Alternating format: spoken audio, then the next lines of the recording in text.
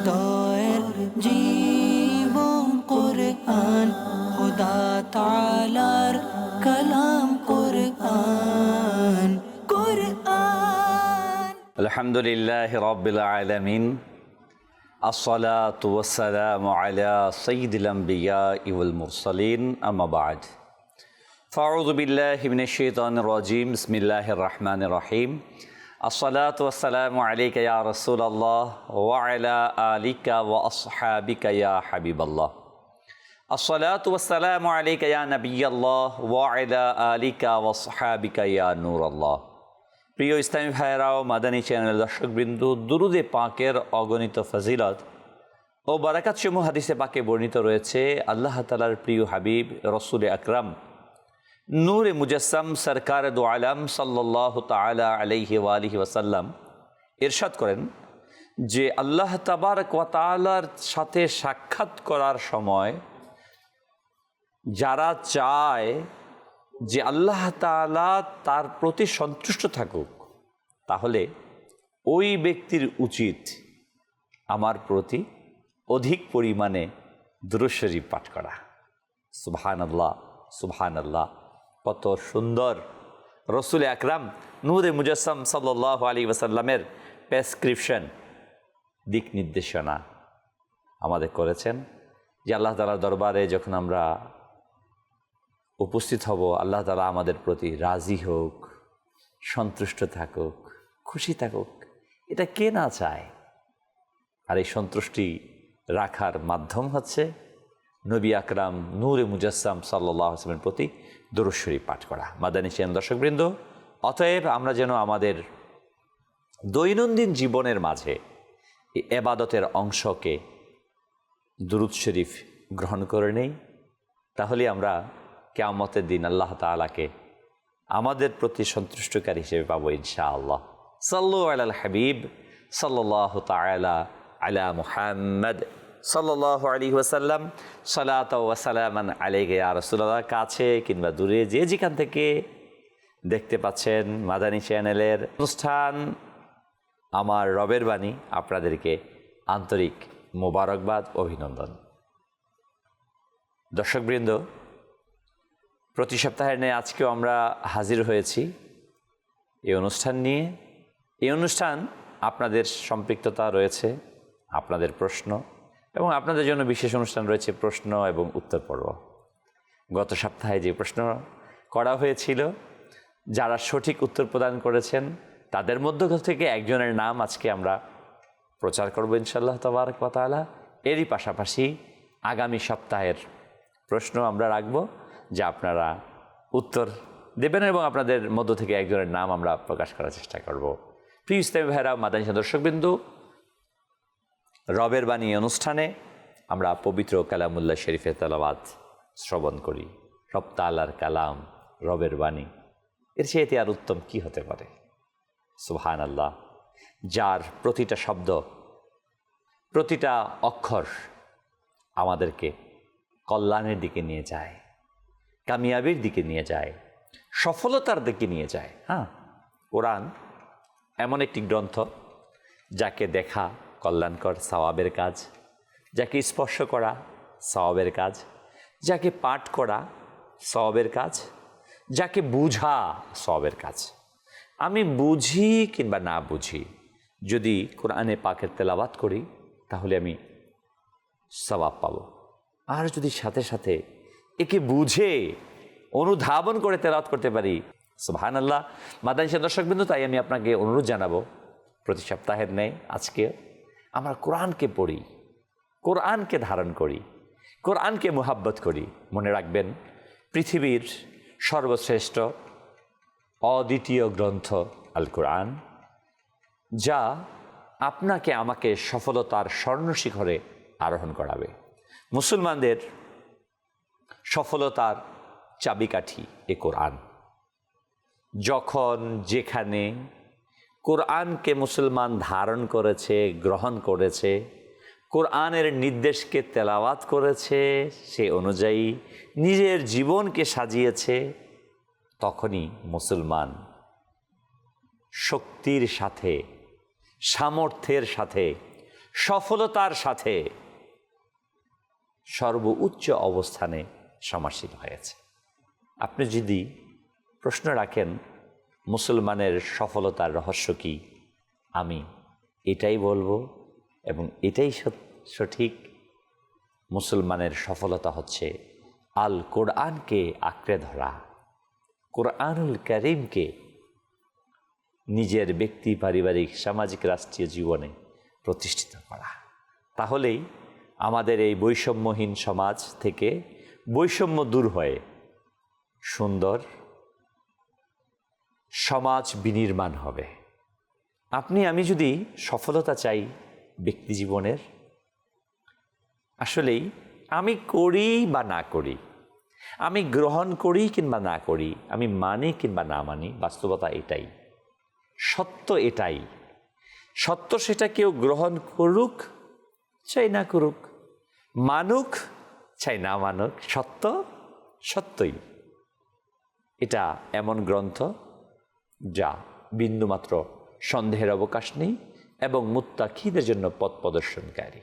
আসুন আমরা এই কোরআনকে ধারণ করি, কোরআনকে পাঠ করি, কোরআনকে মোহাব্বত করি।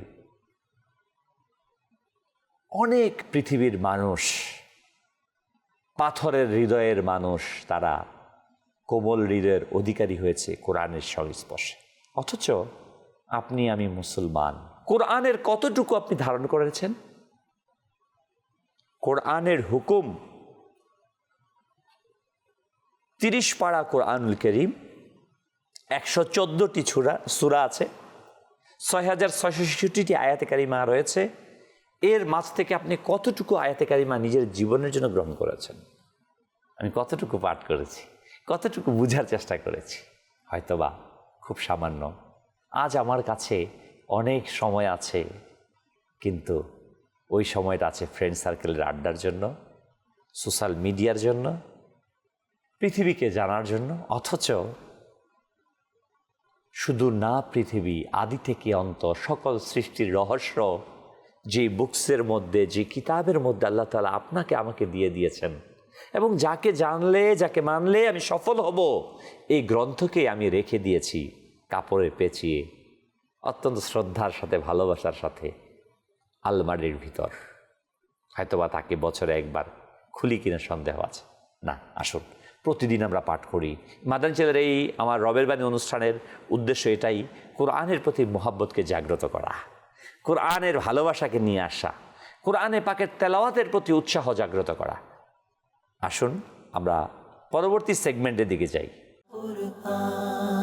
হৃদয়ের জীবন কোরআন, খোদা তাআলার কালাম কোরআন। কোরআনে পাকের তেলাওয়াত, সুবহানাল্লাহ। যে কোরআনুল কারীমের তেলাওয়াত সম্পর্কে প্রিয় আকা সাল্লাল্লাহু আলাইহি ওয়াসাল্লাম ইরশাদ করেন, এই কোরআনুল কারীমের একটি অক্ষর তেলাওয়াত করলে আল্লাহ তাআলা তাকে 10টি নেকি দান করবেন। আমি এই কথা বলছি না যে আলিফ লাম মিম একটি অক্ষর, বরং এটা একটা শব্দ। আলিফ একটি অক্ষর, লাম একটি অক্ষর, মিম একটি অক্ষর। এখানে 30টি নেকি অর্জিত হবে, সুবহানাল্লাহ। আর এই কোরআনুল কারীমের বিভিন্ন সূরাগুলো রয়েছে, যেমন সূরা ইখলাস, যে একবার পাঠ করবে কোরআনুল কারীম 3 ভাগের 1 ভাগ তেলাওয়াতের সওয়াব অর্জিত হবে। সূরা মুলক রয়েছে কোরআনুল কারীমের মাঝে, যে ব্যক্তি প্রতি রাতে তেলাওয়াত করবে আল্লাহ কবরের আযাব থেকে আল্লাহ তাআলা তাকে মুক্তিদান করবেন। এমনইভাবে কোরআনের হৃদয়ে রয়েছে সূরা ইয়াসিন। এমনই অসংখ্য সূরা আয়াতে কারিমা রয়েছে যা অত্যন্ত ফজিলতপূর্ণ। মাদানী চ্যানেল দর্শকবৃন্দ, আসুন এবার মনোযোগের সাথে, যে যেখান থেকে দেখতে পাচ্ছি সকলেই মনোযোগের সাথে কোরআনে পাকের তেলাওয়াত শ্রবণ করে নেই। أعوذ بالله من الشيطان الرجيم. بسم الله الرحمن الرحيم. ألهاكم التكاثر حتى زرتم المقابر. كلا سوف تعلمون ثم كلا سوف تعلمون كلا لو تعلمون علم اليقين لترون الجحيم ثم لترونها اليقين ثم لتسألن يومئذ عن النعيم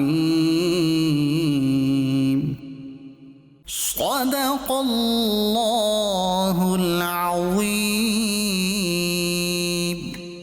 সুবহানাল্লাহ, সুবহানাল্লাহ। আমরা পবিত্র কোরআনুল কারীমের অত্যন্ত গুরুত্বপূর্ণ একটি সূরা, সূরায়ে তাকাসুর এর তেলাওয়াত শ্রবণ করলাম। মাদানী চ্যানেল দর্শকবৃন্দ, আসুন আমরা সূরায়ে তাকাসুরের অনুবাদ শ্রবণ করার চেষ্টা করি। বিসমিল্লাহির রহমানির রহিম। আল্লাহর নামে আরম্ভ, যিনি পরম দয়ালু করুণাময়। আলহাকুমুত তাকাসুর, তোমাদেরকে উদাসীন করে রেখেছে সম্পদের অধিক কামনা, যে পর্যন্ত তোমরা কবরের মুখ দেখছ। হা হা, শীঘ্রই জেনে যাবে। হা হা, অতঃপর শীঘ্রই জেনে যাবে। হা হা, যদি নিশ্চিত জ্ঞান রাখতে তবে সম্পদের মোহ রাখতে না। নিশ্চয়ই জাহান্নামকে দেখবে, অতঃপর নিশ্চয়ই নিশ্চয়ই সেটাকে চাক্ষুষের দেখা দেখবে, অতঃপর নিশ্চয়ই নিশ্চয়ই সেদিন তোমাদেরকে নেয়ামত সম্পর্কে জিজ্ঞাসা করা হবে। প্রিয় ইসলামী ভাইয়েরা ও মাদানী চ্যানেলের দর্শকবৃন্দ, সূরায়ে তাকাসুর এটা একজন মুসলমানের জন্য, একজন মানুষের জন্য সতর্ককারী একটি সূরা।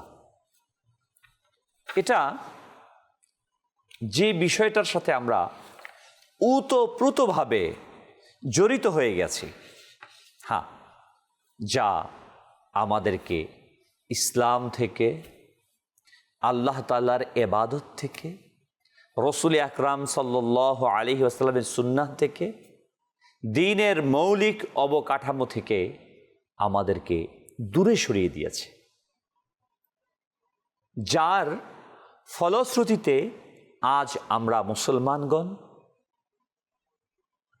দুর্বল হয়ে গিয়েছি। যেই বিষয়টার কারণে,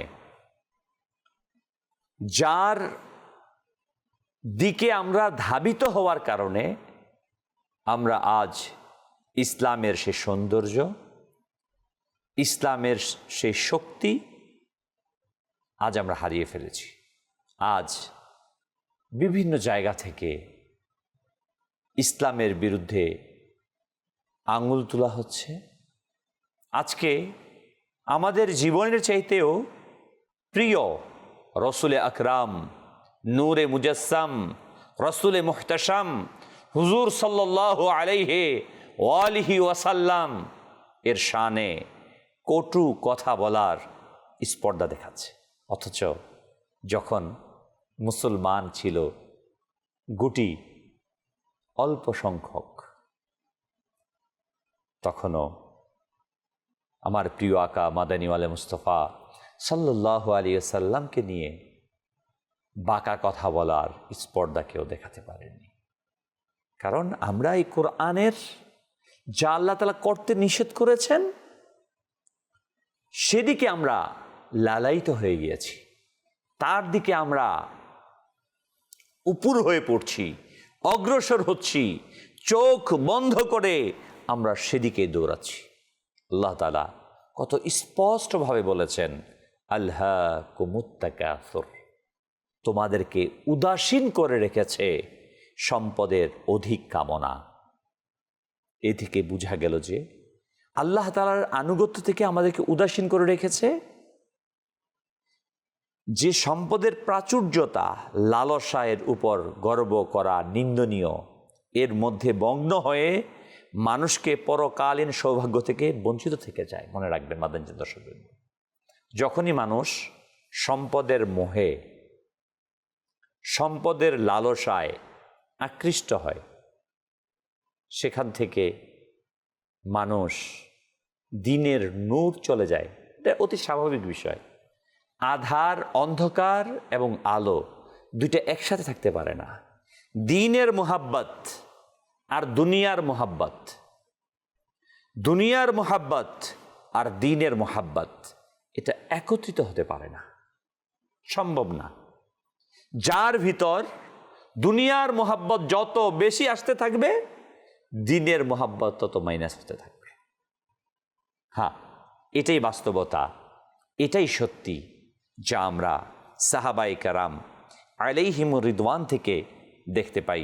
প্রিয় ইসলামী ভাইরা, রসুল আকরাম নূরে মুজাসসাম সরকার দো আলম সাল্লাল্লাহু তাআলা আলাইহিস সালাতু ওয়াস সালাম কত সুন্দরভাবে ইরশাদ করেছেন পরবর্তী আয়াতে, হাত্তা জুরতুমুল মাকাবির, যে পর্যন্ত তোমরা কবর সমূহের উপস্থিত না হও, কবরের মুখ না দেখো, অর্থাৎ মৃত্যুকাল পর্যন্ত লোভ লালসা তোমাদের অন্তরের সাথে অবিচ্ছেদ্যভাবে সম্পৃক্ত রয়েছে।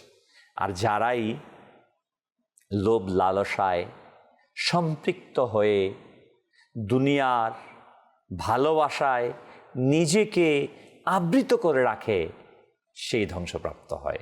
মনে রাখবেন মাদানী চ্যানেল দর্শকবিন্দু, দুনিয়ার ভালোবাসাটা, দুনিয়াকে উদাহরণ দেওয়া হয়েছে যে একটা রেখা সজ্জিত সাপের মতো, যে এর পিছনে দৌড়াতে থাকে সে পালাতে থাকে। বলা হয়েছে কিয়ামতের দিন এই দুনিয়ার যে রূপটা হবে নীল চোখ বিশিষ্ট, অত্যন্ত বিশ্রী, কুৎসিত, দাঁত এলোমেলো, বিশ্রী এক বৃদ্ধার, যার দিকে মানুষ তাকাতেও ঘৃণা করে, প্রচণ্ডভাবে বিকৃত অবস্থায় এ দুনিয়াকে উপস্থাপন করা হবে। যারা দুনিয়ার পিছনে ছুটেছে, সম্পদের জন্য ছুটেছে, সম্পদকে অর্জনের ক্ষেত্রে ছুটেছে, তখন তাদেরকে বলা হবে এটাই দুনিয়ার হাকিকত। তখন নিজেকে তিরস্কার দিয়ে বলা হবে, হায়, আমি এর জন্য এত প্রচেষ্টা চালিয়েছিলাম।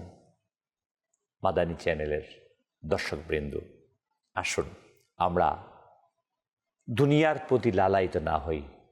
মনে রাখবেন, যে ব্যক্তি দুনিয়ার পিছনে না ছুটে দ্বীনে ইসলামের কল্যাণে, মানবতার কল্যাণে, সৃষ্টির কল্যাণে নিজেকে নিয়োজিত করে, অটোমেটিকলি খুব স্বাভাবিক গতিতে দুনিয়া তার পিছনে চলে আসে। এই যে আমি যদি আজকে আপনাকে একটা উদাহরণ দেই, আজকে আমাদের যে শিক্ষা ব্যবস্থা, এই শিক্ষা ব্যবস্থার মাঝে যদি আমাদের মাকসাদ থাকে আমি চাকরি করব, আর আমাদের অধিকাংশ টার্গেট উদ্দেশ্য কিন্তু এটাই, লেখাপড়া করবো, একটা ভালো চাকরি করব, একটা ব্যবসা করব না, এর ফলে আমরা একটা বিশেষ অংশের মধ্যে পড়ে যাচ্ছি। আর এই শিক্ষার উদ্দেশ্যটা যদি আমাদের হতো যে আমি জ্ঞান অর্জন করব, আল্লাহ তাআলার সন্তুষ্টি হাসিল করব, মানবতার কল্যাণের জন্য আমি জ্ঞান অর্জন করছি, তখন এই বিষয়টা অত্যন্ত ব্যাপক হতো। তখন আমি সংকীর্ণতার মাঝে থাকতাম না। আর দুনিয়ার যে বিষয়টা, ওইটা স্বাভাবিক গতিতেই চলে আসতো, আমার হয়ে যেত, আর আমি সফল কাম হতাম। আসুন মাদানী চ্যানেল দর্শকবৃন্দ, আমরা চেষ্টা করি নিজেদেরকে ওই দিকেই অংশগ্রহণ করানোর জন্য। হাদিসে পাকে সৈয়দে আলম নূরে মুজাসসাম সাল্লাল্লাহু তাআলা আলাইহি ওয়া আলিহি ওয়াসাল্লাম ইরশাদ করেন, মৃত ব্যক্তির সাথে তিনটি বস্তু থাকে, তার মধ্যে দুইটি ফিরে আসে, একটি তার সাথে রয়ে যায়। একটি হচ্ছে সম্পদ, দ্বিতীয়টি পরিবার পরিজন আত্মীয়, আর অপর একটি হচ্ছে যা তার সাথে থেকে যায় তা কৃতকর্ম। বাকি দুইটি ফিরে আসে। প্রিয় ইসলামী ভাইয়েরা, অতএব আজ আমি যাই করছি না কেন, যত লোভ লালসা সম্পদ উপার্জন, আজকে দেখুন সকল অমঙ্গলের মূল, সকল সমস্যার মূল আল্লাহ থেকে বিচ্ছিন্ন হওয়ার। আজকে দুনিয়াতে অপর ভাইয়ের সাথে দ্বন্দ্ব করার, ভাই ভাইয়ের সাথে দ্বন্দ্বে লিপ্ত হওয়ার, ভাই বোনের সাথে দ্বন্দ্বে লিপ্ত হওয়ার, যদি আমরা একটা পয়েন্ট খুঁজে পাই, এটাই আসবে। সম্পদের মোহ। মোহ দুইটা জিনিস আসবে, সম্পদ এবং সম্মান, দুইটার মোহ। এই দুইটার কারণে সম্পদের মোহ এবং সম্পদের মোহ, এই দুইটা কারণেই আজ আমাদের এই পৃথিবীতে যত ধরনের অন্যায়, অবিচার, নির্যাতন, নিপীড়ন, প্রতিযোগিতা চলছে দুইটি বিষয়ের জন্য, সম্পদ আর ইজ্জত। অথচ এই ইজ্জতের মালিক একমাত্র আল্লাহ তাআলা। অত ইজ্জু মান তাশা অত যিল্লু মান তাশা বিয়াদিকাল খায়র ইন্নাকা আলা কুল্লি শাইইন কাদির। আল্লাহ তাআলা যাকে খুশি ইজ্জত দেন, যাকে খুশি জিল্লত দেন, অপমানিত করেন। আল্লাহ তাআলা সকল বিষয়ের উপর ক্ষমতাবান, যাকে খুশি তাকে সম্মান দেন। অথচ আমি চাই সম্মানকে কেড়ে নিতে, অহংকারকে কেড়ে নিতে। হাদিসে পাকে আসছে অহংকার আল্লাহর চাদর। অথচ আমি সামান্য মানুষ হয়েও সেই অহংকারের মাঝে লিপ্ত হয়ে যাই না, কখনো এটা সফলতার মাধ্যম না। মাদানী ছিল দর্শকবৃন্দ, দেখুন আমাদের প্রিয় আকা মাদানী আলে মুস্তফা সরকারে দো আলম নূরে মুজাসসাম সাল্লাল্লাহু তাআলা আলাইহি ওয়া আলিহি ওয়াসাল্লাম এর সাহাবায়ে কেরাম আলাইহিমুর রিদওয়ান, তিনারা দুনিয়াবী সম্পদে সম্পদশালী ছিলেন না, কিন্তু তারা ঈমানি সম্পদে পরিপূর্ণ ছিলেন। সরকার দো আলম সাল্লাল্লাহু আলাইহি ওয়াসাল্লামের জাহিরি হায়াত মোবারকের জামানায় মুসলমানের সংখ্যা কতজন ছিল? খেলাফতের সময় মুসলমানের সংখ্যা কতজন ছিল? খেলাফায়ে রাশিদিন যখন আমিরুল মুমিনিনগণ পৃথিবী মুসলমানদের পরিচালনা করতেন, সংখ্যা তত ছিল না, কিন্তু মুসলমানগণ মেরুদণ্ডকে সোজা করে পৃথিবীর মাঝে দণ্ডায়মান হয়েছিলেন। সারা পৃথিবী সসম্মানে, সগৌরবে, উজ্জ্বল, আলোয় আলোকিত হয়ে পৃথিবীকে আলোকময় করেছিল মুসলমানগণ, কারণ তারা সম্পদের মোহে ছিলেন না। আসুন আমরা কিছু হাদিসে কারিমা শ্রবণ করে নেই। সহিহ বুখারী শরীফের কিতাবুর রিকাব অনুচ্ছেদে হযরতে আনাস ইবনে মালিক রাদিয়াল্লাহু তাআলা আনহু হযরতে উবাই ইবনে কাব রাদিয়াল্লাহু তাআলা থেকে বর্ণনা করেন, বনি আদমের যদি এক উপত্যকা ভর্তি সোনা থাকে, এমত অবস্থায় সে আরেকটির কামনা করবে। প্রিয় ইসলামী ভাইরা, হযরতে আব্দুল্লাহ ইবনে সুখায়ের রাদিয়াল্লাহু তাআলা থেকে বর্ণিত, তিনি বলেন, আমি যখন রাসূল আকরাম সাল্লাল্লাহু আলাইহি ওয়াসাল্লামের কাছে হাজির হলাম, তখন তিনি সূরা তাকাসুর পাঠ করছিলেন এবং তিনি বললেন, বনি আদম সে বলছে আমার সম্পদ, আমার সম্পদ, অথচ আমার সম্পদ শুধু সেগুলো যেগুলো তুমি খেয়ে শেষ করেছ, পরিধান করে ছিঁড়ে ফেলেছ অথবা সাদকা করেছ। হায়, বুখারী শরীফের অতিরিক্ত এটাও রয়েছে, এছাড়া অন্য যা কিছু রয়েছে সেগুলো তুমি মানুষের জন্য রেখে চলে যাবে। প্রিয় ইসলামী ভাইয়েরা, আমরা এই হাদিসে কারিমা থেকে জানলাম যে আমরা বলি সম্পদ সম্পদ, অথচ আমাদের সম্পদের কিছুই না, যা আমরা খেয়েছি, যা পড়েছি। দেখুন, একটা মানুষ, আমি, আপনি, আপনি এবং আমরা আমার ব্যক্তি জীবনের জন্য, আপনার ব্যক্তি জীবনের জন্য কতটুকু সম্পদের প্রয়োজন? যত সামান্য। অথচ একজন মানুষ তার প্রয়োজনের চাইতে কয়েক গুণ, মেজরিটি, শতকরা 70 থেকে 80 জন মানুষই কিন্তু যা প্রয়োজন দৈনন্দিন জীবন চলার জন্য তার চাইতে বেশি কিন্তু ইনকাম করে থাকে, সংগ্রহ করার জন্য, সম্পদকে পুঞ্জীভূত করার জন্য। অথচ এটাই হচ্ছে আমাদের সমস্যার মূল কারণ। আসুন রাসূল আকরাম নূরে মুজাসসাম সাল্লাল্লাহু তাআলা আলাইহি ওয়া আলিহি ওয়াসাল্লাম এর জামানায় কেমন ছিলেন, তার দৈনন্দিন জীবনের অবস্থান, সাহাবায়ে কেরাম আলাইহিম রিদওয়ানের অবস্থান, আমরা সেই ঘটনাটি শ্রবণ করে নিই। যে হযরতে আবু হুরায়রা রাদিয়াল্লাহু তাআলা আনহু থেকে জানতে পেরেছে যে হাদিসটি হুযাইন ইবনে আলী আস সুদাই রাহমাতুল্লাহ তাকে বলেছেন। তিনি অন্যান্য রাবি থেকে বর্ণনা করেছেন যে একবার আবু বকর রাদিয়াল্লাহু তাআলা ওমর রাদিয়াল্লাহু তাআলা এক জায়গায় বসা ছিলেন। এমন সময় রাসূল আকরাম নূরে মুজাসসাম সাল্লাল্লাহু তাআলা আলাইহি ওয়াসাল্লাম তাশরিফ নিয়ে আসলেন। এসে জিজ্ঞাসা করলেন, এখানে কেন বসে আছো? উত্তরে তারা বলল, ইয়া নবী আল্লাহ, যিনি আপনাকে সত্য নবী হিসেবে প্রেরণ করেছে তার শপথ, মিন আল্লাহর শপথ, ক্ষুধা আমাদেরকে ঘর থেকে বের করে এনেছে। রাসূল আকরাম সাল্লাল্লাহু আলাইহি ওয়াসাল্লাম তখন ইরশাদ করলেন, যিনি আমাকে সত্য সহকারে প্রেরণ করেছে তার শপথ, ক্ষুধা আমাকেও ঘর থেকে বের করে এনেছে। অতঃপর রাসূল আকরাম সাল্লাল্লাহু আলাইহি সাল্লাম ওই দুইজন সাহাবী আবু বকর এবং ওমর রাদিয়াল্লাহু তাআলা আনহুমা সহ এক আনসারী সাহাবীর বাড়িতে তাশরিফ নিয়ে গেলেন এবং তার ঘরওয়ালি যিনি, তার বাচ্চার মাকে, ওই আনসারী সাহাবীর স্ত্রীকে জিজ্ঞাসা করলেন যে তোমার স্বামী কোথায়? তিনি বললেন, রাদিয়াল্লাহু তাআলা আনহা বললেন যে আমাদের জন্য পানি সংগ্রহের জন্য গিয়েছে। এই কথার জিজ্ঞাসা করতে এর মাঝেই তিনি ওই সাহাবী রাদিয়াল্লাহু তাআলা আনহু চলে আসলেন এবং পানির মশকে খেজুর গাছের ঝুলিয়ে দিলেন এবং নিজে খেজুর বাগানের ভিতর প্রবেশ করলেন। প্রবেশ করে এক কাঁদি খেজুর, কাঁচা পাকা খেজুর নিয়ে আসলেন। রাসূল আকরাম সাল্লাল্লাহু আলাইহি ওয়াসাল্লাম বললেন, এতগুলো কেন আনলে? বলল যে আপনার যেটা পছন্দ হয় সেটা আপনি গ্রহণ করুন। অথবা রাসূল আকরাম নূরে মুজাসসাম সাল্লাল্লাহু আলাইহি ওয়াসাল্লাম এবং সাহাবায়ে কেরামের জন্য রান্না করার জন্য একটি ভেড়া কিংবা ছাগলের জবেহ করার জন্য সাহাবী কিছু জবে করার যন্ত্র নিয়ে গেলেন। রাসূল আকরাম সাল্লাল্লাহু আলাইহি ওয়াসাল্লাম ইরশাদ করলেন যে দুগ্ধ প্রদানকারী প্রাণীকে জবেহ করবে না। অতঃপর সেটাকে একটা প্রাণীকে জবেহ করা হলো।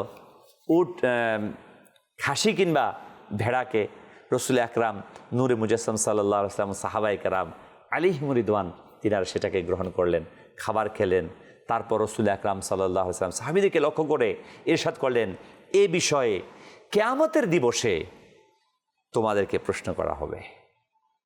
ক্ষুধার্ত অবস্থায় তোমরা ঘর থেকে বেরিয়েছিলে, এখন খাবার না খাওয়া পর্যন্ত ঘরে ফিরে যাচ্ছ না, অর্থাৎ খাবার খেয়ে ঘরে যাচ্ছ। সুতরাং এসবই আল্লাহ তাআলার নিয়ামত সমূহ হতে। সুবহানাল্লাহ। দেখুন এখানে যে বিষয়টা আমাদের কাছে, যে সাহাবায়ে কেরাম আলাইহিমুর রিদওয়ানের জিন্দেগিটা অত্যন্ত সাদাসিধে ছিল, তাদের সম্পদ সীমিত ছিল। এই আবু বকর রাদিয়াল্লাহু তাআলা যিনি আরবের একজন স্বনামধন্য ব্যক্তিত্ব ছিলেন, যার সম্পদ প্রচুর ছিল, সরকার সাল্লাল্লাহু আলাইহি ওয়াসাল্লামের সোহবতে এসে দান করে দিয়েছে। ওমরে ফারুক যিনি আরবের সিংহ পুরুষ, সুবহানাল্লাহ, ইসলামের মাঝে এসেও তিনি সিংহ পুরুষ ছিলেন, ন্যায়ের প্রতীক ছিলেন, কিন্তু সম্পদকে পুঞ্জীভূত করেননি। এই জন্যই তিনারা সত্যের উপর সুপ্রতিষ্ঠিত ছিলেন, রেখেছিলেন পৃথিবীকে। খলিফা ওমর রাদিয়াল্লাহু তাআলা আনহু যখন শাসন করেছেন, ন্যায়ের প্রতীক হয়ে শাসন করেছেন। আবু বকর রাদিয়াল্লাহু তাআলা আনহু শাসন আমলে যাকাতকে অস্বীকার করেছিল একটি সম্প্রদায়। তিনি বলেছিলেন, আল্লাহ তাআলার শপথ, যদি আল্লাহর নবী সাল্লাল্লাহু আলাইহি ওয়াসাল্লাম যা ফরজ করে দিয়ে গেছেন তার মধ্য থেকে কোনো ব্যক্তি, কোনো সম্প্রদায় একটি উটের রশিকে যাকাত দিতে অস্বীকার করে, আমি তার বিরুদ্ধে যুদ্ধ করব। যাকাতকে তিনি আদায় করেছেন, কিন্তু ইসলামী রাষ্ট্রের জন্য করেছেন, ব্যক্তির জন্য নয়। এই হযরত আবু বকর রাদিয়াল্লাহু তাআলা আনহু সেই ওয়াকিয়া আমাদেরকে স্মরণ করিয়ে দেয়। তিনি একদিন ঘরের মধ্যে মিষ্টান্ন দেখতে পেলেন, কিছু খাবার। তার স্ত্রী রাদিয়াল্লাহু তাআলাকে জিজ্ঞাসা করলেন, এগুলো কোত্থেকে আসলো? বলল, বাইতুল মাল থেকে যে আমাদের যে দৈনন্দিন খরচ দেয়া হয়, আমি সেখান থেকে কিছু কিছু কমিয়ে সংগ্রহ করেছি ঘি, আটা, চিনি, যাতে করে কিছু মিষ্টান্ন পাকানো যায়। তাই আজকে এটাকে সংগৃহীত করে অনেক দিন সংগ্রহ করে দিয়েছি, পাকিয়েছি। তিনি বলেন, তাহলে এটুক পরিমাণ কম আনলেও আমার সংসার চলে যাবে, সেটাকে কমিয়ে আনার তিনি ব্যবস্থা করে নিলেন। আসলে বিষয়গুলো আমাদেরকে অত্যন্ত আশ্চর্যান্বিত করে না? যিনি রাষ্ট্রের প্রধান খলিফাতুল মুসলিমিন আমিরুল মুমিনিন, তার দৈনন্দিন জীবনের অবস্থা কেমন ছিল, তাদের হাল কেমন ছিল, তার সিচুয়েশন। এজন্যই তিনারা সগৌরবে পৃথিবীর মাঝে শ্রেষ্ঠত্বের আসনে সমাসীন হয়েছেন। আমরা কি ভুলে গিয়েছি তার ইতিহাস? আমিরুল মুমিনিন খলিফাতুল মুসলিমিন মসজিদের নববী শরীফের মধ্যে দাঁড়িয়ে খুতবা দিচ্ছিলেন জুমার দিন। এক সাহাবী দাঁড়িয়ে গেল, হে আমিরুল মুমিনিন, আপনার ব্যাপারে প্রশ্ন আছে। বলল, কি প্রশ্ন বলো? আপনার গায়ে যে কুর্তা, যে পাঞ্জাবি, যে জুব্বা রয়েছে, এটা লম্বা দেখা যাচ্ছে, অথচ যুদ্ধলব্ধ যে সম্পদ আমাদেরকে বিতরণ করা হয়েছে, ওই সম্পদ দিয়ে আমরাও পেয়েছি। এত লম্বা জামা হওয়ার কথা না, আপনার গায়ে ওই কাপড়ই দেখা যাচ্ছে, এত বেশি কাপড় কোথা থেকে পেলেন? ওমর রাদিয়াল্লাহু তাআলা আনহু বললেন, আমি এর জবাব দিব না, আমার ছেলে তার জবাব দিবে। আল্লাহু আকবার। খলিফাতুল মুসলিমিন, আমিরুল মুমিনিন, রাষ্ট্রের প্রধান, তার সন্তান দাঁড়িয়ে বলল, আমার অংশে, আমার ভাগে যে জামাটুকুর কাপড় ছিল, আমি আমার বাবাকে দিয়েছি। আমার বাবা আমিরুল মুমিনিন তার অংশ এবং আমার অংশকে মিলিয়ে এই লম্বা জামা তৈরি করেছে। ভাবা যায়, কল্পনা করা যায় মাদানী চ্যানেল দর্শকবৃন্দ, কোন অবস্থানে মুসলমানদের শাসকরা ছিল, জবাবদিহিতা কেমন ছিল। আর এজন্যই কবি নজরুল লিখেছেন, অর্ধ পৃথিবী করেছ শাসন, ধুলার তখতে বসি, খেজুর পাতার প্রাসাদ তোমায়, বারে বারে গেছে খুশি, সাইমোম ঝরে পড়েছে নুয়ে, তুমি পরনুকে নুয়ে। সুবহানাল্লাহ। অর্ধ পৃথিবী শাসন করেছে, ধুলার তখতে বসে, খেজুর পাতার প্রাসাদের মধ্যে বসে ওমর রাদিয়াল্লাহু তাআলা পুরো পৃথিবীকে শাসন করেছেন। সবাই তাকে সম্মান করতে, সেলুট করতে বাধ্য হয়েছেন। মনে রাখবেন, কারণ নামে কাউকে সেলুট করা হয় না। না, আজও পৃথিবীর ইতিহাসে ওমর রাদিয়াল্লাহু তাআলা আনহুকে সমস্ত পৃথিবীর মধ্যে সগৌরবের শাসনকর্তা হিসেবে মানা হয়, খুলাফায়ে রাশিদিনকে মানা হয়। কেন? তারা দুনিয়ার সম্পদের মোহের মধ্যে পড়েননি। আলহাকুমুত তাকাসুর, সম্পদের মোহ তোমাদেরকে অন্ধ করে রেখেছে। তারা এই সম্পদের মোহে ছিলেন না, তারা এগুলোকে পা দিয়ে ঠেলে দূরে সরিয়েছেন মাদানী চ্যানেল দর্শকবৃন্দু। অথচ আজ আমরা ওই সম্পদের গোলাম হয়েছি। আজকে আমি ভাবি কথা বলার আগে এটাই, যে আমার সাথে কারো অর্থনৈতিক সমস্যা তৈরি হয়ে গেল কিনা, তাহলে আমি উচিত কথা, সঠিক কথাও চুপ হয়ে যাই। অথচ ইসলাম আমাদেরকে শিক্ষা দেয়নি মানবতার জন্য, সৃষ্টির জন্য, ইসলামের জন্য, যেটা হক, যেটা সঠিক, ওই কথা আমাদেরকে বলতে থাকা। সরকারে দো আলম নূরে মুজাসসাম সাল্লাল্লাহু তাআলা আলাইহি ওয়া আলিহি ওয়াসাল্লামের শানের ব্যাপারে আমাদেরকে কথা বলতে থাকা উচিত, আমাদেরকে নেকির দাওয়াত দিতে থাকা উচিত। সর্বোপরি ব্যক্তি জীবনকে আমাদেরকে সুন্দর করা উচিত। আমাদের পরবর্তী সেগমেন্টের দিকে আমরা যাব ইনশাআল্লাহ তাআলা। সেগমেন্ট শেষে আবার আসবো আমরা ফিরে। জি, আমাদের এবারের সেগমেন্ট হৃদয়ের জীবন কুরআন, খোদা তাআলার কালাম কুরআন। উত্তর। গত সপ্তাহে আপনাদের কাছে প্রশ্ন ছিল, ওই প্রশ্নের উত্তরও আপনাদের মাঝখান থেকে অনেকেই প্রদান করেছেন। তার মধ্য থেকে একজনের নাম আমরা আজকে বলবো। গত সপ্তাহের যে প্রশ্নটি ছিল তা ছিল, কোরআনে পাকের সবচেয়ে বড় আয়াত কোনটি এবং কোন সূরায়?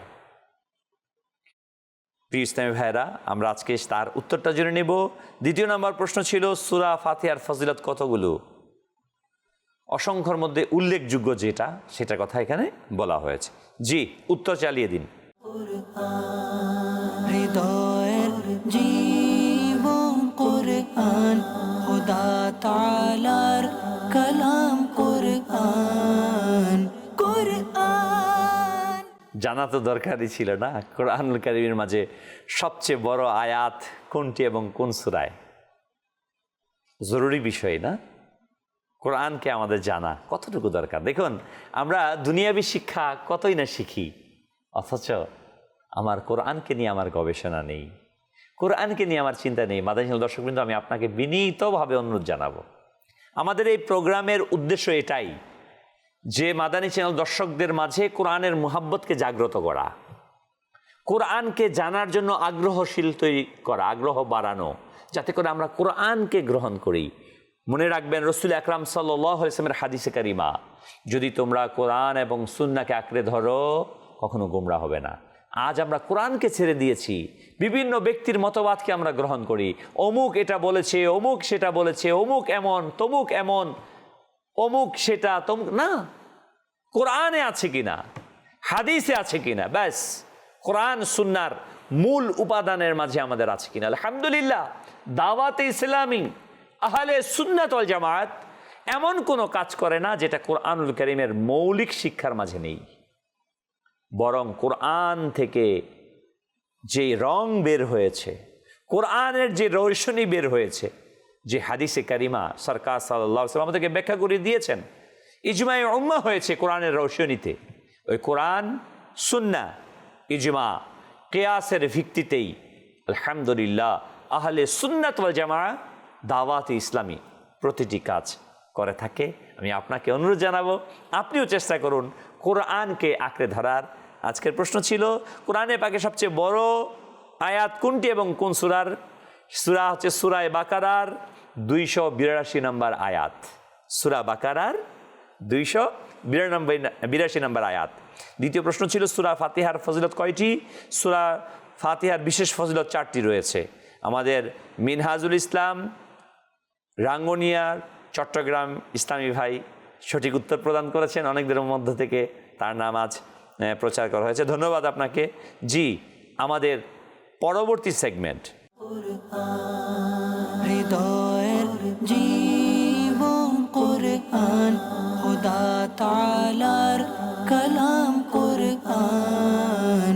আজকের প্রশ্ন চলে আসছে আমাদের সামনে। মাদানী চ্যানেল দর্শকবৃন্দ, আপনিও প্রস্তুত হয়ে যান, লিখে নিন খাতা কলম অথবা মোবাইলে টাইপ করে নিন, চেষ্টা করুন। কেনই বা করবেন? আপনি কি মন চায় না কোরআন সম্পর্কে জানতে? আপনি হয়তো পারেন না, আপনি আরেকজন আপনার পার্শ্ববর্তী মসজিদের ইমাম সাহেব আছেন, তার কাছ থেকে সহযোগিতা নিন, অন্য কারোর কাছ থেকে সহযোগিতা নিন, আরেকটু জানার চেষ্টা করুন। মোবাইল আছে, সেখানে টাইপ করুন, জানার চেষ্টা করুন। এতে করে আপনার মাঝে আগ্রহ সৃষ্টি হবে। আপনি এটা জানলেন, আপনার ভাইকে জানান, বোনকে জানান, সন্তানদেরকে জানান। এইভাবেই কিন্তু কোরআনের আলো, কোরআনের তথ্যগুলো সর্বত্র পৌঁছে যাবে না? আমরা চেষ্টা করি কোরআনকে জানার জন্য, কোরআনকে বুঝার জন্য। জি, আজকের প্রশ্ন, হৃদয়ের জীবন কোরআন, খোদা তাআলার কালাম কোরআন। কোরআন আল্লাহ আল্লাহ, কত সুন্দর প্রশ্ন আজকের। কোন দুটি সূরা কিয়ামতের দিন মুমিনদেরকে ছায়া প্রদান করবে? সুবহানাল্লাহ সুবহানাল্লাহ। কোন দুটি সূরা মুমিনদেরকে কিয়ামতের দিন ছায়া প্রদান করবে? আল্লাহ, যে সূরা তেলাওয়াত করলে মুমিনরা কিয়ামতের দিন তার ছায়ার নিচে অবস্থান করবে। সুবহানাল্লাহ, জানা দরকার, পাঠ করাও দরকার। ইনশাআল্লাহ আমরা জেনে নেই, যারা না জানি তারা জানার চেষ্টা করি। দ্বিতীয় নম্বর প্রশ্ন, তাজবিদ সহকারে কোরআন তেলাওয়াত করার বিধান কি? বিধানটা কি? শরীয়ী বিধান কি রয়েছে তাজবিদ সহকারে কোরআন তেলাওয়াত করা? আমরা হয়তোবা অনেকে তাজবিদ সহকারে পরিপূর্ণ শুদ্ধতার সাথে কোরআন তেলাওয়াত করতে পারি না, কিন্তু পরিপূর্ণ তাজবিদের সাথে তেলাওয়াত করার এটা কি রয়েছে, বিধানটা কি শরীয়তের মধ্যে? এটা বিধানটা আমরা জানবো এবং সেই অনুযায়ী আমল করব ইনশাআল্লাহ আজ্জা ওয়া জাল। মাদানী চ্যানেল দর্শকবৃন্দ, আমরা শুনছিলাম রাসূল আকরাম নূরে মুজাসসাম সাল্লাল্লাহু তাআলা আলাইহি ওয়া আলিহি ওয়াসাল্লামের তার জীবনের অবস্থান সাহাবায়ে কেরামে, যে তারা সম্পদ থেকে কত দূরে ছিলেন। হযরতে আবু হুরায়রা রাদিয়াল্লাহু তাআলা আনহু থেকে বর্ণিত, রাসূল আকরাম নূরে মুজাসসাম সাল্লাল্লাহু আলাইহি ওয়াসাল্লাম ইরশাদ করেন, নিয়ামতের প্রশ্নে কিয়ামতের দিন সর্বপ্রথম বলা হবে, আমি কি তোমাদেরকে স্বাস্থ্য ও সুস্থতা দান করিনি? ঠান্ডা পানি দিয়ে তোমাদেরকে কি পরিতৃপ্তি করিনি? আল্লাহু আকবার, আল্লাহু আকবার। সুনানে তিরমিজি, নাসাই এবং ইবনে মাজা সহ অনেক গ্রন্থের মধ্যে রয়েছে আব্বাস রাদিয়াল্লাহু তাআলা থেকে বর্ণিত যে রাসূল আকরাম নূরে মুজাসসাম সাল্লাল্লাহু আলাইহি ওয়াসাল্লাম ইরশাদ করেন, দুটি নিয়ামত সম্পর্কে মানুষ খুবই অপব্যবহার করে। নিয়ামতের দুইটি হলো স্বাস্থ্য ও অফুরন্ত সময়। আজকে আমরা আল্লাহ তাআলা যে আমাকে সুস্থ রেখেছে এবং সময় দিয়েছে, এটাকে আমরা নিয়ামতই মনে করি না। যারা সুস্থ আছি তারা হাসপাতালে যান। মাদানচিল দর্শকবিন্দু, যে ভাই সুস্থ আছেন আমি তাকে বলছি, আপনি ভাবছেন আপনাকে আল্লাহ তাআলা কোনো নিয়ামত দেয়নি, হাসপাতালে যান, গিয়ে দেখেন আল্লাহ তাআলা কত নিয়ামত, বড় নিয়ামত আপনাকে দিয়েছে, সুস্থতার জিন্দেগি আল্লাহ তাআলা দান করেছে। অথচ আপনি আমি এই নিয়ামতের শুকরিয়া জ্ঞাপন করি না, উপলব্ধি করি না, আমার ধারণার মাঝে নেই, কনসেপ্টে নেই আমার যে এটা একটা নিয়ামত। আল্লাহর নবী সাল্লাল্লাহু আলাইহি ওয়াসাল্লাম বলেছেন, দুটি নিয়ামত সম্পর্কে মানুষ উদাসীন, যারা অপব্যবহার করে, স্বাস্থ্য, সুস্থ শরীর আর সময়। সময়কে তো আমরা কিছুই মনে করি না, বলি আরে আমার জীবন, আমি যেমন খুশি তেমন ভাবে চালাবো, হ্যাঁ, আমার জিন্দেগি আমি যেখানে খুশি সেখানে কাটাবো, তার কি সমস্যা, তার কি প্রয়োজন? মাদানী চ্যানেল দর্শকবৃন্দ, না, এটা ভুল ধারণা, ভুল মেসেজ। সময় মিন হায়াত, জীবন, না? এটাই তো আপনার, ধরে নিন আপনি 63 বছর হায়াত পাবেন। 63 বছর, 63 গুণন 365 দিন বের হয়ে গেল। এবার সেটা আবার 24 দিয়ে গুণ দিলে ঘন্টা বের হয়ে গেল। ঘন্টাকে আবার 60 দিয়ে গুণ দিলে মিনিট বের হয়ে গেল। আবার 60 দিয়ে গুণ দিলে সেকেন্ড বের হয়ে গেল। আপনার কত সেকেন্ড হায়াত, কত মিনিট হায়াত, কত ঘন্টা হায়াত, কত দিন হায়াত, কত বছর হায়াত বের হয়ে আসলো। প্রত্যেকটা সেকেন্ড আল্লাহ তাআলার নিয়ামত।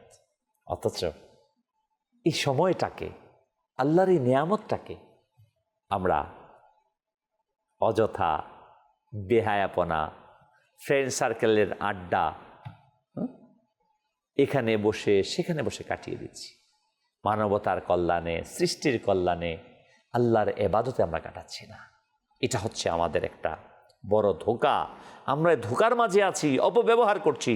শুনুন শুনুন, রাসূল আকরাম নূরে মুজাসসাম সাল্লাল্লাহু আলাইহি ওয়াসাল্লামের হাদিসে কারীম হযরতে আবু হুরায়রা রাদিয়াল্লাহু তাআলা থেকে বর্ণিত, সরকার সাল্লাল্লাহু আলাইহি ওয়াসাল্লাম ইরশাদ করেন, মহিমান্বিত আল্লাহ তাআলা কিয়ামতের দিন বলবে, হে আদম সন্তান, আমি কি তোমাকে ঘোড়ায় ও উষ্টে আরোহণ করিয়েছি, নারীদের সাথে বিয়ে দিয়েছি, তোমাকে উপযুক্ত বাসস্থান দিয়েছি, শাসন কার্য চালানোর সুযোগ দিয়েছি? এবার বলো তো, এগুলোর জন্য কি ধরনের কৃতজ্ঞতা প্রকাশ করেছ? মাদানী চ্যানেল দর্শকবৃন্দ, আমরা আমাদের জীবনের প্রত্যেকটা পার্টকে এখানে, যে আপনাকে আল্লাহ তাআলা শিক্ষক বানিয়েছে, আল্লাহ তাআলা আপনাকে কৃষক বানিয়েছে, আপনি শ্রমজীবী মানুষ, আপনি জনপ্রতিনিধি, আপনি একজন অর্থনীতিবিদ, আপনি একজন শিক্ষক, আপনি একজন ব্যবসায়ী, যে পেশার সাথে আছেন, এগুলো দেওয়ার ক্ষমতা কে দিয়েছে আপনাকে? কে বানিয়েছে? আল্লাহ তাআলা। আল্লাহ ইচ্ছে করলে তো আপনি মানুষের কাছে হাত পেতেও থাকতে পারতেন, আমি হাত পেতে থাকতে পারতাম। আল্লাহ তাআলা নিয়ামত দিয়েছে কিনা, এই নিয়ামতের কতটুকু আমি চর্চা করেছি? এই যে আমি বিবাহ করলাম, আল্লাহ তাআলা আমাকে দয়া করেছেন, বিবাহ করেছি, ঘরের মধ্যে শান্তিতে বসবাস করি, না? সন্তান হয়েছে অনেকের, জিজ্ঞাসা করুন তাকে যার সন্তান নেই। সন্তান পেয়ে আমরা অকৃতজ্ঞ হয়ে যাই, যার সন্তান নেই তাকে জিজ্ঞাসা করুন তো কত বড় নেয়ামত। হ্যাঁ, অথচ কোনো শুকরিয়া নেই, কারণ আমি এদিকে চিন্তাই করিনি। অনেকে আমরা আফসোস করি, হায় আমার একটা দামি জুতা নেই, স্যান্ডেল নেই, অর্থ নেই যে আমি দামি জুতা নর্মাল স্যান্ডেল পরছি, আফসোস করি না? তাকান তার দিকে যার দুইটা পা নেই, তখন আর আফসোস থাকবে না। বাস্তবিকই মাদানী চ্যানেল দর্শকবৃন্দ, আমরা খুবই অকৃতজ্ঞ আল্লাহ তাআলার, অকৃতজ্ঞ বান্দা। আমরা সম্পদের মোহে পতিত হয়ে গিয়েছি, দুনিয়ার মোহে পতিত হয়ে গেছি, যার কারণে আজকে আমরা শুধু সম্পদের প্রতিযোগিতায় আছি।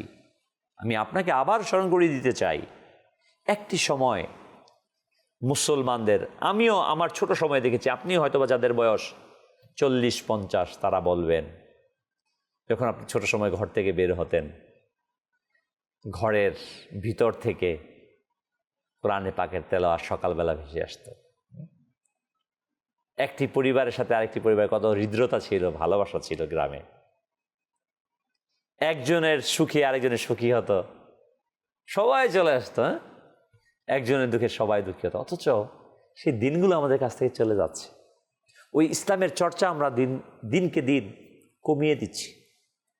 আমাদের কাছে সম্পদ আসছে, সম্পদের মোহে আমরা পতিত হয়েছি, কিন্তু মানবিক মূল্যবোধ আমরা হারাতে বসেছি।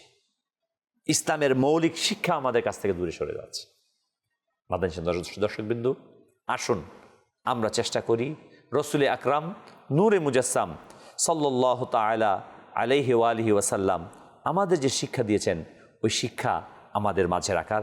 সোশ্যাল মিডিয়ার আমাদের অনেক ভাই রয়েছে আমাদের সাথে, যারা বিভিন্ন মন্তব্য, গোলাম ইয়াসিন রেজা ভাই রয়েছেন, মোহাম্মদ শরীফ আত্তারি, জিহান উদ্দিন, শাকিব ভাই, আলহামদুলিল্লাহ, করিম সরদার রয়েছে, আলহামদুলিল্লাহ রাব্বিল আলামিন, মোহাম্মদ মাইনুদ্দিন আলম রয়েছেন, মাহফুজুর রহমান, এছাড়াও মোহাম্মদ জসিমউদ্দিন, মোহাম্মদ শফিউদ্দিন, মোহাম্মদ আব্দুল হাসান আত্তারি সহ অনেকে সোশ্যাল মিডিয়ার দর্শকবৃন্দ, আমির, বেলাল, মোহাম্মদ শাহ আলম, আলহামদুলিল্লাহ আমাদের মোহাম্মদ মোহরম ভাই সহ অনেকেই আমাদের সাথে সম্পৃক্ত রয়েছেন।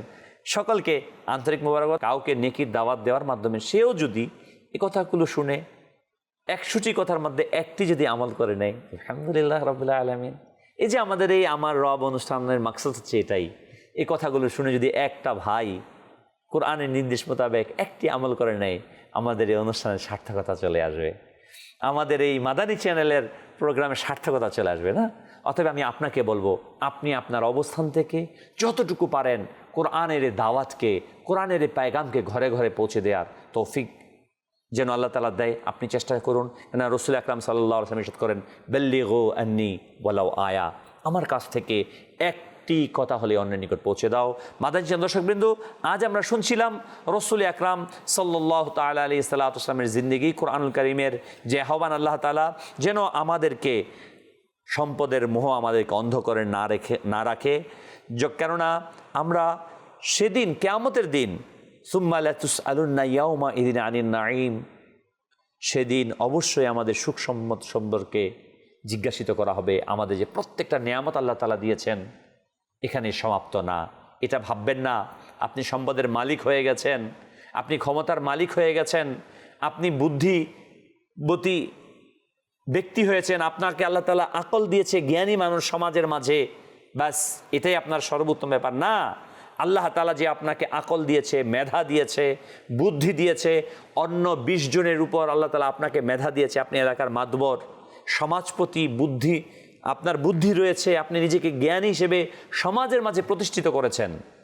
এই নিয়ামতের সুম্মা লা তুসআলুন্না ইয়াওমা ইযিন আনিন নাঈম, অবশ্যই সেদিন তোমরা সুখ সম্পদ সম্বন্ধে জিজ্ঞাসিত হবে। আল্লাহ রাব্বুল আলামিন অবশ্যই নিশ্চয়ই সেদিন তোমাদেরকে নিয়ামত সম্পর্কে জিজ্ঞাসা করবেন। অতএব যখন আল্লাহ তাবারক ওয়া তাআলা জিজ্ঞাসা করবে, সুম্মা লাতুসআলুন্না, সওয়াল করবে, জিজ্ঞাসা করবে, আপনি কি এই কাজটা করছেন, যে আমি এর সঠিক জবাব দিতে পারবো?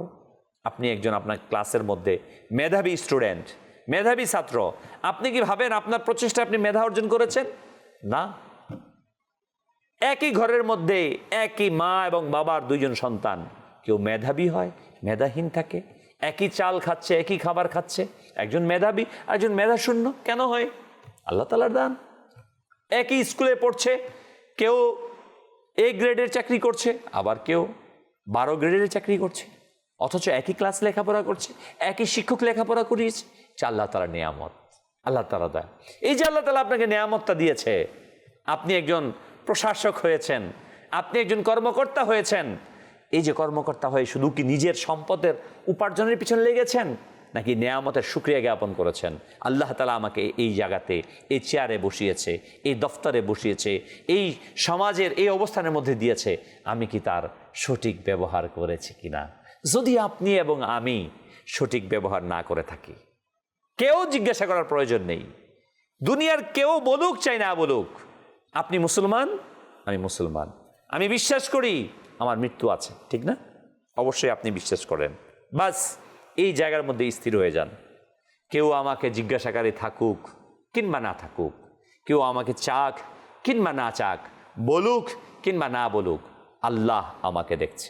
এবং সুম্মা লাতুসআলুন্না ইয়াওমাইযিন আন-নাঈম, কিয়ামতের দিন নিশ্চয়ই তোমাদের নিয়ামত সম্পর্কে জিজ্ঞাসা করা হবে। আপনি কি ওই নিয়ামতের উত্তর দিতে পারবেন কিনা? দুদুক আসুক কিংবা না আসুক আপনার কাছে, আপনি ট্যাক্স ফাঁকি দিচ্ছেন কি দিচ্ছেন না, আপনি সম্পদ বৈধ উপায়ে উপার্জন করছেন কি করছেন না। হ্যাঁ, আমরা তো ফাঁকি দিলে মনে করি আমি খুব জ্ঞানী, সাকসেস। আর কে বলেছে আপনি সাকসেস? আপনি সাকসেস সেদিন হবেন যেদিন এই পৃথিবী থেকে ঈমানের সাথে বিদায় নিতে পারবেন এবং কিয়ামতের বিচারে আপনি সফলকাম হয়ে জান্নাতে প্রবেশ করবেন। হ্যাঁ, ওদিন আপনি সফলকাম হবেন যেদিন আপনি আল্লাহ তাআলার দরবার থেকে কামিয়াব হয়ে জান্নাতে চিরস্থায়ী। এই পৃথিবীতে তো গুটি কয়েক দিনের ভাই। হ্যাঁ, দেখুন মাদানী চ্যানেল দর্শকবৃন্দ, আজকে আপনার যার বয়স 60 বছর চোখ বন্ধ করেন, যার বয়স 40 বছর চোখ বন্ধ করেন, যার বয়স 20 বছর চোখ বন্ধ করেন, সবাই বলবেন আরে আরে আমি তো এই যে প্রাইমারিতে পড়তাম, শেষে এসএসসি পাস করলাম, আরে কলেজে গেলাম, চাকরি পেলাম, বিবাহ করলাম, ছেলে মেয়ে হয়ে গেল, আরে আজকে বৃদ্ধ হয়ে গেছি। এই কথাই সবাই বলে ফেলবেন, কিন্তু 2 মিনিটের চিন্তা শুধুমাত্র। হ্যাঁ, 60 বছরের হায়াত, 60 বছর পরে মানুষ আর তখন কতটুকু করতে পারে না? 60 থেকে 70 শেষ। অতএব মাদানী চ্যানেল দর্শকবৃন্দ, আসুন আমরা দুনিয়ার লোভকে ছেড়ে দিয়ে, সম্পদের মোহকে ছেড়ে দিয়ে, যে আল্লাহ তাআলা বলেছেন যে তোমাদের উদাসীন করে রেখেছে সম্পদের অধিক কামনা, এই অধিক কামনাকে আমরা বর্জন করি। সম্পদ আমার সফলতার মানদণ্ড না, না। সম্পদ, অধিক সম্পদ পুঞ্জীভূত করা, আমরা দুনিয়াবি বলে থাকি, আরে তো অনেক টাকা কামিয়েছে, অনেক সফল ব্যক্তি। কে বলেছে আপনাকে? এটা মূর্খ ব্যক্তির কথা। আমরা দেখি না, 1000 কোটি টাকার মালিক লাঞ্ছিত হচ্ছে, অপমানিত হচ্ছে।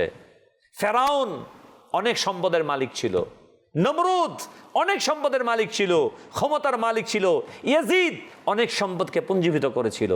কিন্তু কোথায় সেই নমরুদ, কোথায় সে ফেরাউন, কোথায় সেই ইয়াজিদ? তারা এই পৃথিবীর মাঝে লাঞ্ছিত, অপমানিত, ভুলুণ্ঠিত হয়েছে। আর যারা আল্লাহ তাআলার জমিনের মাঝে আল্লাহর দিনকে প্রতিষ্ঠা করেছে, দেখুন সাইয়্যিদুনা সিদ্দিক আকবর রাদিয়াল্লাহু তাআলা আনহু, যার ইন্তেকালের পূর্ব মুহূর্তে ঘরের মধ্যে জ্বালানোর মতো কোনো প্রদীপ জ্বালানোর মতো তেল ছিল না। ওমর রাদিয়াল্লাহু তাআলা আনহু, যার আলিশান কোনো হাল ছিল না, যিনি পোশাক পরতেন অথচ তালি দেওয়া পোশাক ছিল, অথচ তাদের নাম আজ সগৌরবে সারা পৃথিবীতে বলা হচ্ছে। সরকারে দো আলম নূরে মুজাসসাম সাল্লাল্লাহু আলাইহি সাল্লামের জিন্দেগিতে আসছে, তিনি 2 দিন 3 দিন পর্যন্ত না খেয়ে থাকতেন, অথচ দেখুন যিনি হচ্ছেন পৃথিবীর সমস্ত নবী রসুলদের মধ্যে সর্বশ্রেষ্ঠ, সকল নবীদের যিনি সর্দার, সুবহানাল্লাহ। সম্পদ দিয়ে কখনো ইজ্জত নেওয়া যায় না, সম্পদ দিয়ে কখনো সুখ নেওয়া যায় না, সম্পদ দিয়ে কখনো স্থায়িত্ব হওয়া যায় না, বরং সম্পদের মোহ হচ্ছে ধ্বংসের কারণ। আসুন আসুন, আজকে মুসলমানগণ ধ্বংসের দিকে এগিয়ে যাচ্ছে শুধু সম্পদের মোহের কারণে। সম্পদ দিয়ে কখনো পৃথিবীর মাঝে দাঁড়ানো যাবে না। শুধুমাত্র আমার মাঝে যদি আল্লাহ তাআলার ভয় থাকে, নবীর প্রেম থাকে, নবীর মুহাব্বত থাকে, তাহলেই সম্ভব পৃথিবীর মাঝে সর্বশ্রেষ্ঠ আসনে সমাসীন হওয়া। মুসলমানগণ আজ অপমানিত, লাঞ্ছিত হচ্ছে শুধুমাত্র দুনিয়ার মোহের কারণে, সম্পদের মোহের কারণে, ইজ্জতের মোহের কারণে। আজকে যদি আমরা সম্পদের মোহকে ত্যাগ করতে পারি, নবী সাল্লাল্লাহু আলাইহি সাল্লামের ভালোবাসাকে জাগ্রত করতে পারি, শানে রেসালাতের ব্যাপারে এমন কেউ আছে নবী সাল্লাল্লাহু আলাইহি ওয়াসাল্লামের শানকে নিয়ে কটু কথা বলবে? একজন মুসলমান পৃথিবীতে থাকা অবস্থায় কোশ্চিনকালেও সম্ভব না। আলহামদুলিল্লাহ, আলহামদুলিল্লাহ, সুম্মা আলহামদুলিল্লাহ, আমার প্রিয় আকা সাল্লাল্লাহু আলাইহি সাল্লাম আমাদের জিন্দেগির চাইতেও বেশি মুহাব্বতের। অতএব আসুন সরকারে দু আলম সাল্লাল্লাহু আলাইহি ওয়াসাল্লামের মুহাব্বতকে আমরা আঁকড়ে ধরি, নবীর মুহাব্বতকে ধরি, নবীর সুন্নাহকে আঁকড়ে ধরি। আমি নিয়ত করি যে আমি নবী সাল্লাল্লাহু আলাইহি সাল্লামের প্রত্যেকটি সুন্নতকে আঁকড়ে ধরে আমি আমার জীবনকে আলোকিত করব। দাওয়াত ইসলামী এটাই চায় যে প্রত্যেকটা বিষয়ে, প্রত্যেকটা অবস্থায় সরকারে দু আলম সাল্লাল্লাহু আলাইহি ওয়ালিহি ওয়াসাল্লামের সুন্নতে কারিমাকে আঁকড়ে ধরার জন্য আল্লাহ সুবহানাহু ওয়া তাআলার কাছে ফরিয়াদ। আল্লাহ তাবারক ওয়া তাআলা আমাদের প্রত্যেককে নবী আকরাম নূরে মুজাসসাম সাল্লাল্লাহু আলাইহি সাল্লামের সুন্নাহকে আঁকড়ে ধরার, নবীর মুহাব্বতকে শুধু মুখে না বরং মুখে বলা, অন্তরে ভালোবাসা, কাজে বাস্তবায়ন করার তৌফিক দান করুক। পৃথিবীর যে যে প্রান্তে আমরা আছি, আমাদের একটাই পরিচয়, আমি নবী সাল্লাল্লাহু আলাইহি সাল্লামের গোলাম, নবী পাক সাল্লাল্লাহু আলাইহি সাল্লামের উম্মতি। আমাদের ভালোবাসার মাধ্যম হচ্ছে, ভালোবাসা হচ্ছে এটাই যে আমরা আল্লাহ এবং তার রসুলকে ভালোবাসি। দুনিয়ার সম্পদের মোহ যেন আমাদেরকে নবীর ভালোবাসা থেকে, আল্লাহ তাআলার দ্বীনের ভালোবাসা থেকে আমাদেরকে দূরে না সরাতে পারে।